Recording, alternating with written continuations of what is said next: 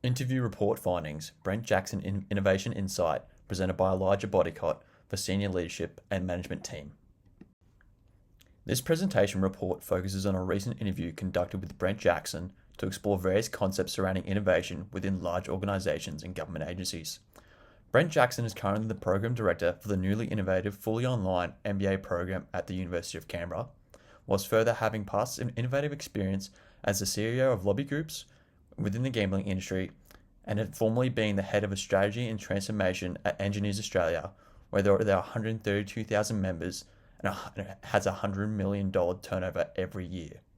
The major aim of this presentation report is to highlight motivations, challenges, and strategies behind driving innovation within these major organizations and how future organizations and teams can improve their own innovative and entrepreneurial within their companies. One of the major motivation factors behind innovation and entrepreneurship through Brent in his past roles was looking from a future perspective. Through his current organisation within the University of Canberra, focusing on student visas and their current business model becoming non-viable, it motivated and forced him to innovate within this current organisation and role. If you follow the news around student visas and so forth and migration, there's a major problem with processing visas and the numbers have declined.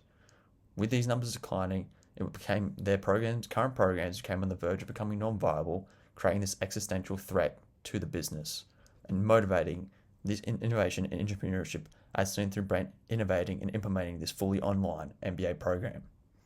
Through becoming more productive and driving efficiency within each of the organizational roles he's been a part of has been one of the other major motivation factors behind this innovation. A further major motivation factor behind his own innovation and entrepreneurship was to stay competitive within the market and provide a product or service that directly benefits the consumer, as seen within his current role with his international students and providing a model that benefits this target demographic directly. Throughout this interview with Brett, he provided various insight into the advice that has influenced his own innovation, which can be implemented within future organizations and management structures.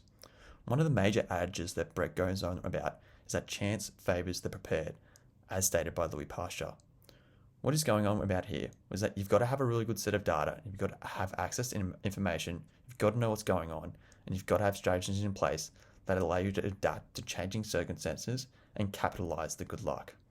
Data is further information and advice that he explained was that data is critically important for all decision makers and all innovators. If you don't have the information, you don't really know what's going on, you're flying blind.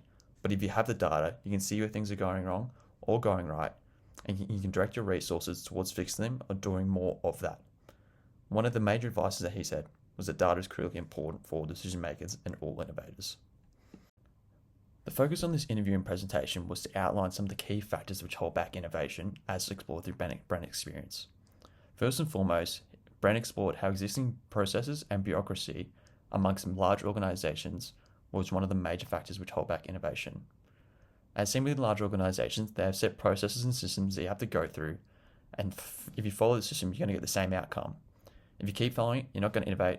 So this obviously creates a structural barrier and major holdback, which influences and limits innovation within major organizations. The next major barrier and factor which Brent explored was the psychological barriers of innovation and agreement with people. That's the next major challenge. You're effectively doing something new to innovate and you're going outside your comfort zone. People don't like that, and this is based on statistics and the past information that's been presented to us. The third major factor which Brent outlined through his own experience which held back innovation was the risk factor associated with innovation. People simply struggle with innovation as the perceived risk or uncertainty holds back individuals or organizations from going out of their comfort zones and innovating. With these three major factors being the key factors which Brent has explored through his own experience which hold back innovation. Now, to combat these various factors which hold back innovation which Brent explored, here are some of the strategies or approaches to gain buy-in from those organizational leaders or CEOs. The best way to innovate, as explored through Brent, is to make it safe to begin with. To provide an example of somebody in another organization that's done something similar and achieved some degree of success. Using industry report data or hiring consultants specifically is one major strategy or approach which is highly effective in ensuring and placing a framework for this innovation to take place. De-risking the situation or putting boundaries around and placing specific parameters that staff are specifically allowed and within this range that are allowed to fail within is one of the other major strategies or approaches which are successful in gaining buy-in from those organizational leaders. For example, placing a parameter around, say you've got $15,000 to do something new and we spend it all and we fail, is that okay? Setting that parameter and making it safe, this de-risking and this risk management from the outset is critically important and is one of the major approaches to gain buy-in from those organizational leaders. Getting this buy-in and explicit agreement before anything takes place and explaining what could go wrong and here are the parameters. Do you agree from the outset? That's okay to fail? Are some of the major approaches which are essential in gaining that buy-in from those organizational leaders. Throughout this interview with Brent, there were very clear recommended approaches which should be utilized to foster, encourage, and improve entrepreneurial innovation within large organizations. The major thing which any organization should do is focus on getting the people agreement all the way. You need everybody to agree. You need everybody to be very, very clear and open about what could go wrong and what happens if something does go wrong. Do we stop? Do we double down? Do we reinvest? Do we allocate more resources or do we not? That is the advice that is critical and a recommended approach to foster this encourage entrepreneurial innovation. Further to this, you should map it out and make it safe.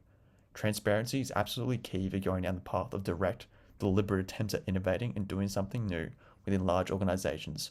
So mapping it out and having people agree all the way are some of the key recommended approaches to foster and encourage this entrepreneurial innovation. As explained earlier, risk is one of the major factors which lead and hold back innovation within large organizations. Here are some of the ways in which you can ensure long-term innovative success and counteract this risk and uncertainty. As explored through Brent, setting the boundaries in the beginning and having clear expectations, clear objectives, here's what I want to do, here's why I want to do it, is one of the major strategies which can be utilized to combat this risk and ensure long-term innovative success takes place. You have to define those constraints explicitly. This doesn't rely on chance to dictate any success and ensures that everything is directed directly to the company. People are often hesitant to do things out of fear of getting in trouble. If you take that concern away, you can often be surprised at what people can achieve. And this combats that risk or uncertainty as people often limit that fear and are more inclined to take innovative success and take on innovative practices within the organization. This presentation has highlighted a variety of ways in which future leadership and management teams can improve their own innovative effectiveness, highlighting the motivations, challenges, and strategies behind driving innovation within large organizations. Some of the recommendations I can say to improve organizational innovation heading into the future would be highlighting the different phases and how they have different requirements from people and so forth. Often people forget over time the importance of innovation, so continually implementing and focusing and evaluating and adjusting the resource allocation process ensures that this innovation process never is forgotten. The innovation process should be designed to uncover the unknown, so breaking it down into multiple horizons, multiple periods is absolutely necessary as outcomes are often not linear, and you just cannot communicate enough to ensure that this innovation takes place. Thank you for listening to this presentation. Hopefully it's provided some great insight into how future managers and structural teams can improve their own innovation heading into the future and ensure company success for the long term. Here are the references used throughout this presentation. Thank you for listening.